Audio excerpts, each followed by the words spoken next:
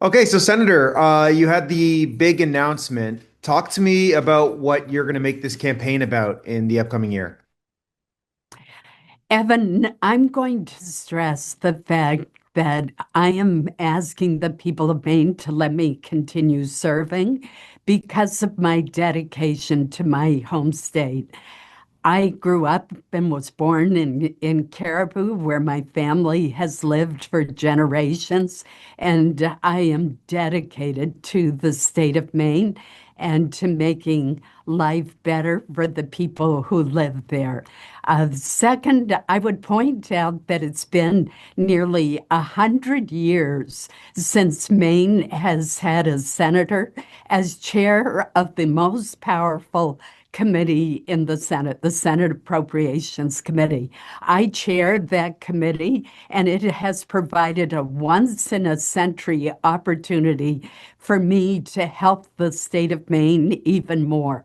In the appropriations bills that were just passed, for example, I secured $425 million for more than 150 projects all across the state of Maine.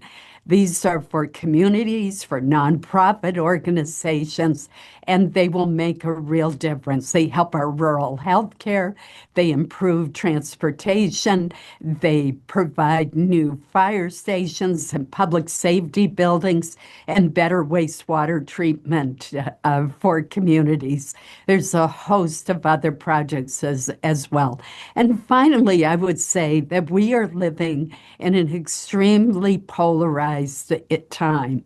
And I have proven that I can bring people together, both Democrats and Republicans, to get things done. And that's what the people of Maine want to see, a common sense, pragmatic approach that produces real results. And I want to ask about the fact that you are a Republican. Of course, the president is a Republican, and so often these midterms can lead to, his party losing seats. And especially when the president is polling the way he is, he's not polling very well across the country on a number of terms, like the economy and so on. What will be your relationship to the president if you get another 6 years? I'm going to take the same approach that I've always taken.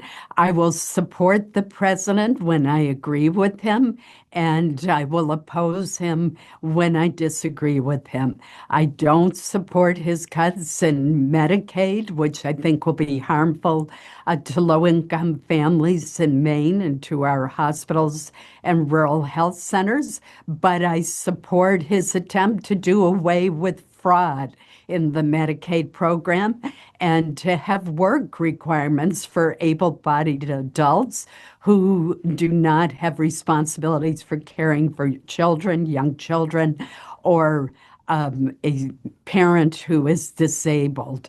So I don't support his approach on Greenland, for example.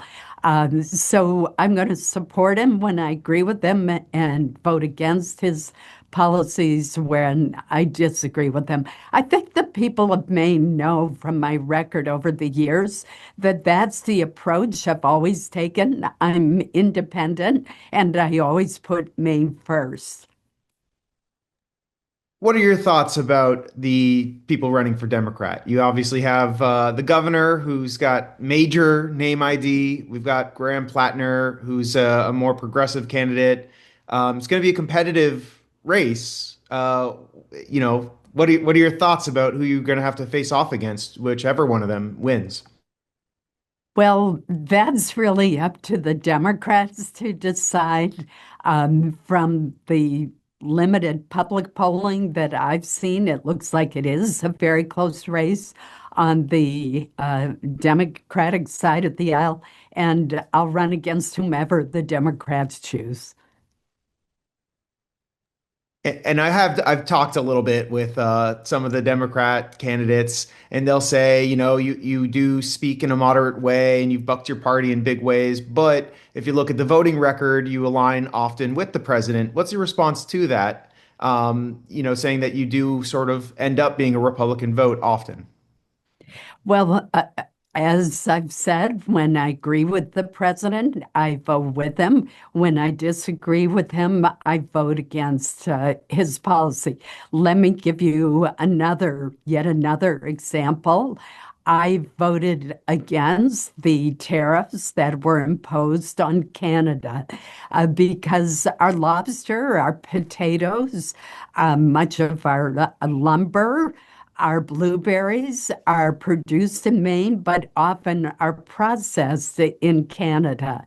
And if they come back with a tariff on them, that is very harmful.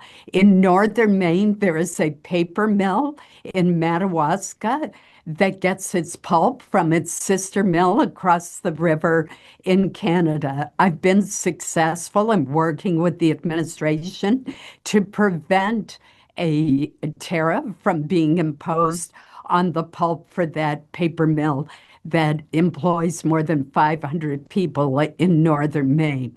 So that's the way that I have been able to work with this administration to make sure they're aware of the consequences for Maine of their actions. But in some cases, I have voted against the president's policies when I think that they are not in Maine's interests. When I think they are, I vote for them.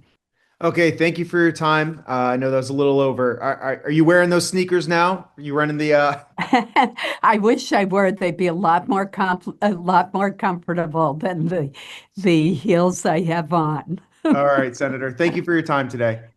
Thank you.